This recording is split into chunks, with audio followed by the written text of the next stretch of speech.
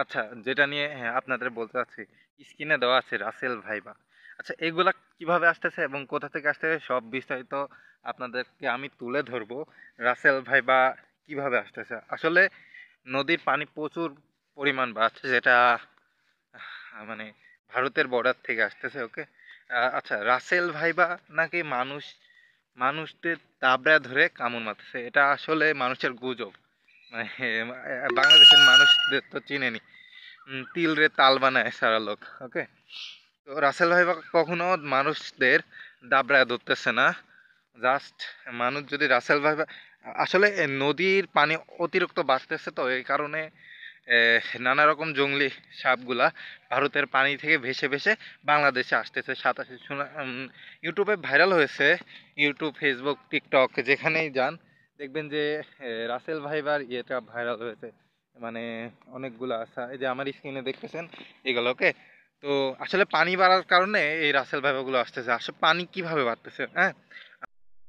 তো যেহেতু পানি প্রচুর পরিমাণ বাড়ছে, সেহেতু এই ধুনছে গাছ যারে বলে, তারপর আশেপাশে নদী এলাকায় গাছগুলা বাড়া শুরু করছে।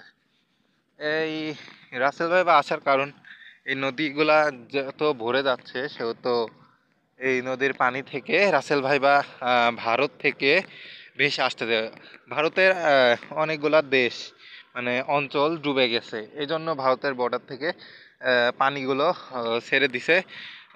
পানি ছাড়ার ফলে রাসেল ভাইবার যেগুলো বাসা আছে ওইগুলা থেকে ভেদ করে মানে বর্ডারের পানি স্রোতের সাথে বাংলাদেশের 27-28 জেলায় আসতেছে, এখানেও আসতে পারে। কারণ পানির জীবজন্তু মাটিতে যেগুলা থাকে ওইগুলা তো এখন মাটিতে বসবাস করার উপযোগী হয়ে পড়েনি।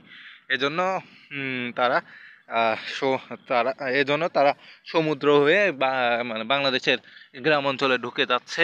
গ্রাম অঞ্চলে ঢোকার কারণে মানুষ গোসল করতে যাচ্ছে নদী। আসলে রাসেল ভাইবা সাপ কখনোই মানুষদের দাবড়িয়ে ধরে কামড়ায় না। আসলে কামড়ায় হচ্ছে মানুষ যখন আপনি যখন সাপের কাছে যাবেন তখন কিন্তু সাপ আপনার দেখে ভয় পাবে। আপনিও সাপ দেখে যতটা পরিমাণ না ভয় পাবেন, তার থেকে ডবল পরিমাণ হচ্ছে সাপ ওই আপনার থেকে ভয় পাবে।